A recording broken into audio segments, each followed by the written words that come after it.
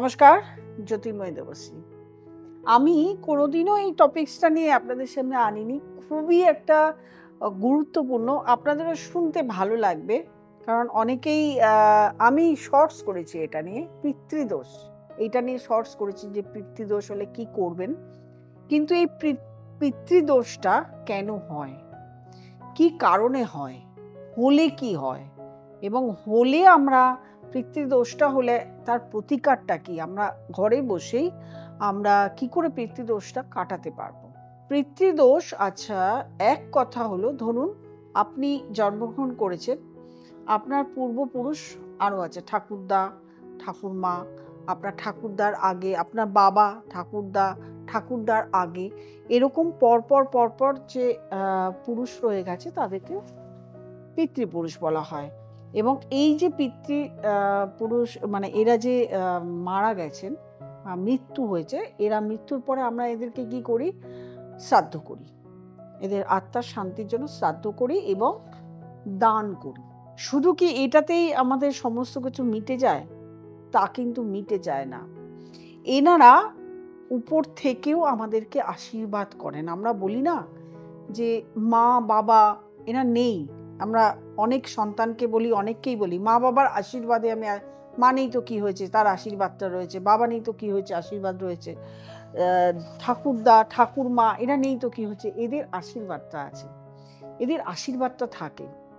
অনেক সময় কিন্তু এরা রুষ্টও হন আমাদের উপরে কোনো না কোনো কারণে, আমাদের কৃতকর্মের জন্য। আমরা এই যে আমাদের লাইফ, আমরা যে লাইফস্টাইল, আমরা যে এরকমভাবে চলছি, আমরা যা কর্ম করছি, এগুলোর উপর কিন্তু অনেক সময় তারা রুষ্টও হন।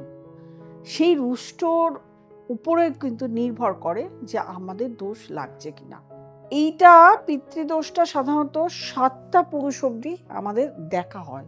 সপ্তম পুরুষ অবধি একটা থাকে, যে এই সপ্তম পুরুষ অবধি তারা কি কাজ করে গেছেন, তারা কোনো কাজ বাকি রেখে যাননি তো, বা তারা কি আপনার মানে তারা অনেক সময় দেখা যায় তাদের কাজ বাকি থেকে গেছে, তারা আবার পুনর্জন্ম করেছেন আপনার সেই কাজটা করার জন্য, বা সে কোনো একটা দুঃখ পেয়ে চলে গেছে, এমন দুঃখ পেয়ে চলে গেছে, সেই দুঃখটা, সেই দোষটা কিন্তু আপনার পরবর্তী পুরুষের উপর লেগে যায়। বা আপনি যে লাইফস্টাইল, বা আপনি যেরকমভাবে চলছেন, বা আপনার পরিবার, বা আপনার সন্তান, বা আপনার বাবা, বা আপনার ঠাকুরদা কন্টিনিউয়াসলি যেরকমভাবে চলছেন, সেটাও কিন্তু তারা রুষ্ট হন, সেটাও কিন্তু দোষ লাগে।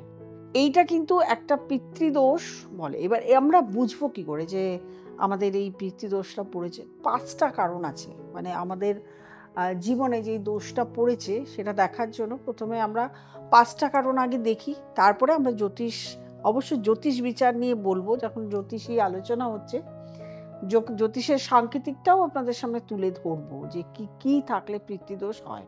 5টা কারণ হলো, প্রথম কারণ দেখবেন, যখন আপনার বাড়িতে আপনার সন্তান জন্মাতে প্রবলেম হচ্ছে, সন্তান জন্মাচ্ছে কিন্তু ছেলে হচ্ছে না, মেয়ে সন্তান জন্মাচ্ছে, তার মানে আপনার পরের যে পুরুষ সেটা থাকছে না।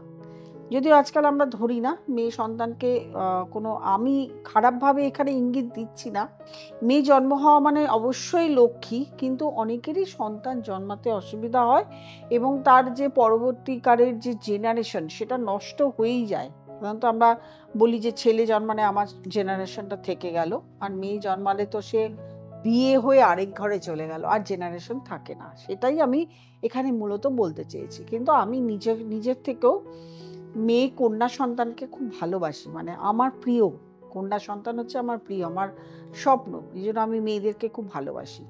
দ্বিতীয়ত হচ্ছে, দেখা যাবে আপনার বাড়িতে কখনো মেডিসিনের কোনো অভাব হচ্ছে না, অর্থাৎ সবসময় রোগ ভোগ লেগে থাকছে, ওষুধ শেষই হচ্ছে না। আপনার সন্তানের, আপনার স্বামী, আপনার শ্বশুর শাশুড়ি, আপনার বোন ভাই যা আছে, প্রত্যেকেই সবসময় রোগে ভুগছে, মেডিসিনটা সবসময় রয়েছে। অনেক সময় শুনে থাকবেন আপনার বাবা, আপনার ঠাকুরদা জমিদার ছিল, অথচ আপনি এখন এমন পর্যায়ে আছেন যে পর্যায়ে আপনাকে জমিদারও বলা যায় না, বা আগেকার দিনে তো জমিদার বা রাজাও বলা যায় না, একদম অবস্থা শোচনীয়, যাকে বলা হয় আপনার কর্ম এখন মানে দিন আনি দিন খাই, কর্ম আপনি করছেন, আর্থিক একটা অনটনের মধ্যে রয়েছেন, আর্থিক সচ্ছলতা নেই, খুব কষ্টের মধ্যে রয়েছেন। এটা হচ্ছে তৃতীয়। চতুর্থ হচ্ছে কি, চতুর্থ হচ্ছে আপনি কখনোই দেখবেন আপনার প্রচুর টাকা রয়েছে, কিন্তু সেই টাকা হঠাৎ করে কিভাবে উধাও হয়ে গেল, কিছুতেই আপনি সেই টাকার হিসাব পাচ্ছেন না।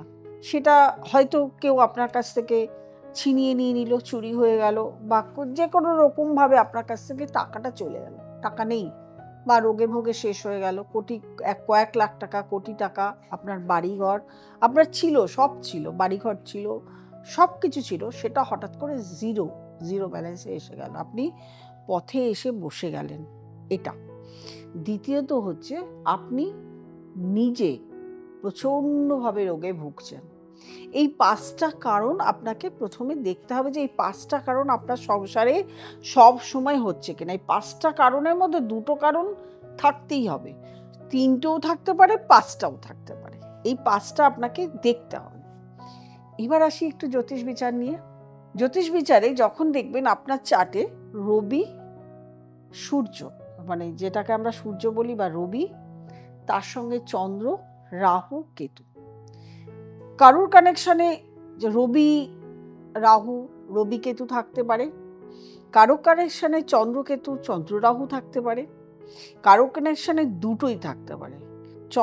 রবির সঙ্গে চন্দ্র কানেক্টেড, রবি যেই ঘরে চন্দ্র সেই ঘরে রাহু, উল্টো কেতু, অথবা উল্টো ঘরে সেই ঘরে কেতু, উল্টো ঘরে রাহু, মানে কানেক্টেড, দৃষ্টিও দিতে পারে বা একই ঘরে বসে থাকতে পারে।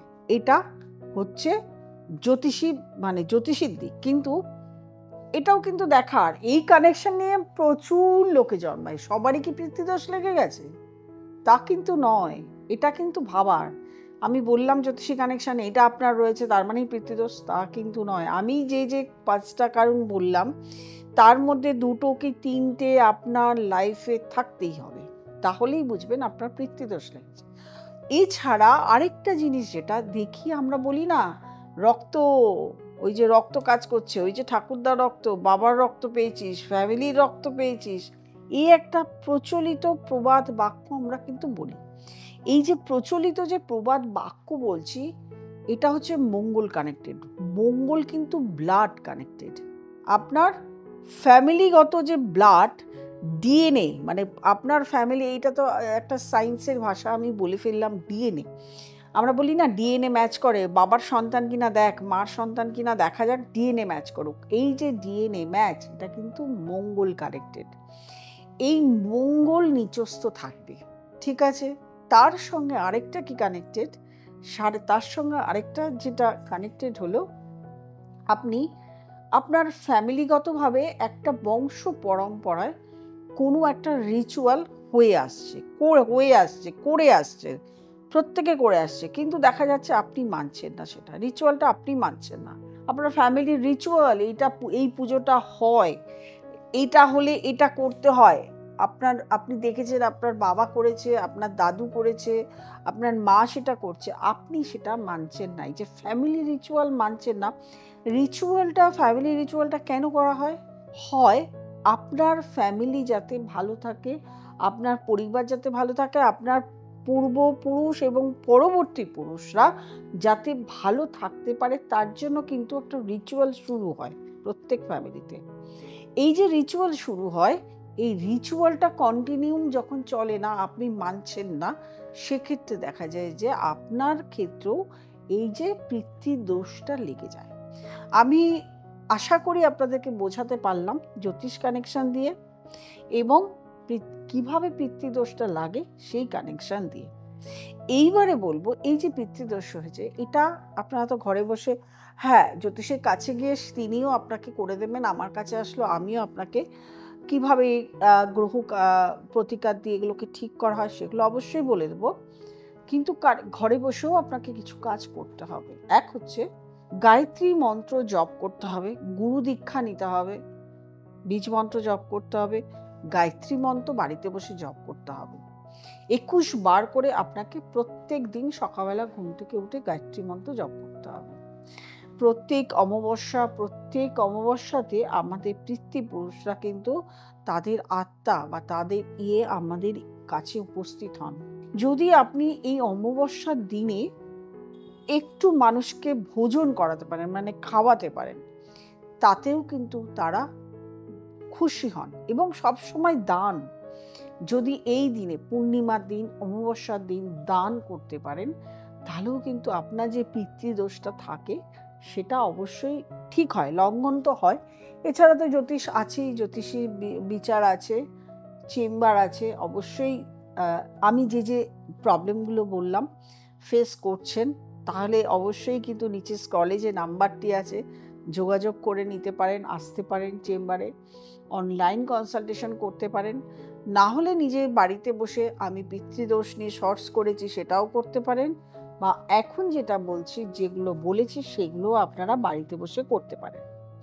একদিন দুদিনে হবে না, আপনাকে এই যেমন 7 পিঁড়ি অবধি এগুলো করতে হয়, সেরকমভাবে আপনাকে সারা জীবন এই কাজগুলো করে যেতে হবে।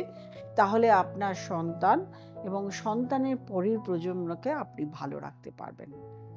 যারা আমার প্রোগ্রাম দেখছেন নতুন, তারা অবশ্যই সাবস্ক্রাইব করবেন, লাইক করবেন, কমেন্ট করবেন, শেয়ার করবেন, নোটিফিকেশন অল বেলটি প্রেস করতে ভুলবেন না। প্রত্যেকটা এরকমভাবে সুন্দর টপিকস আপনাদের সামনে আমি চেষ্টা করব তুলে ধরতে। প্রত্যেকে ভালো থাকবেন, আনন্দে থাকবেন। নমস্কার।